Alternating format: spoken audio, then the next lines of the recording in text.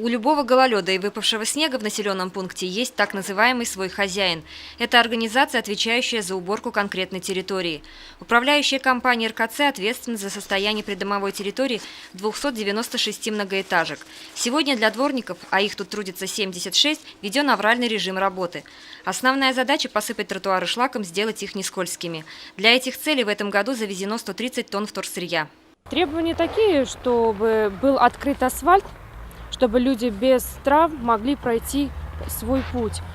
Чтобы, если вдруг те места, где был у нас оттепель, получился гололед, потом после заморозков, мы подсыпаем шлаком. Чтобы не было никаких травм и несчастных случаев, они должны это предусмотреть заранее, чтобы люди выходили на работу, все это делали. Чаще всего именно с приходом холодного времени года, с его снегопадами и гололедицей, люди более придирчиво относятся к тому, как дворник выполняет свои непосредственные обязанности. В этом отношении у управляющей компании с дворниками проблем нет. Жители в основном довольны работой. С 2013 года мы проживаем в этом доме. Качеству к работе дворников никаких нету. Дворники работают очень хорошо, на 5 с плюсом. Дворником Галиян Якшигулов трудится уже более 5 лет. Работой своей он доволен. Считает, что чистота во дворах и на улицах зависит от каждого человека, а не только от управляющей компании. Если игнорировать урны, оставлять машины на газонах, то идеальной чистоты не добиться.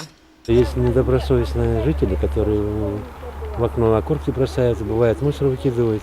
Есть отдельная категория людей, почему-то не могут донести свой мешок до контейнера, хотя пройти 5-10 метров. Оставляют, и почему-то они думают, что это должен сделать дворник. Это, наверное, неправильно все-таки. Каждый уважающий себя человек должен смотреть за своим городом, за своим подъездом, за своим домом. Потому что мы здесь живем, и все-таки мы люди, а не те, которые называются неразумные существа.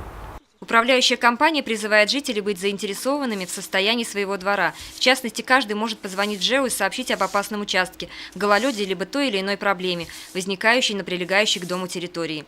Ирина Оренбургина, Айгуль Хамитова, Радмира Сингулов, Гульгина Раскильдина, телекомпания СТВ.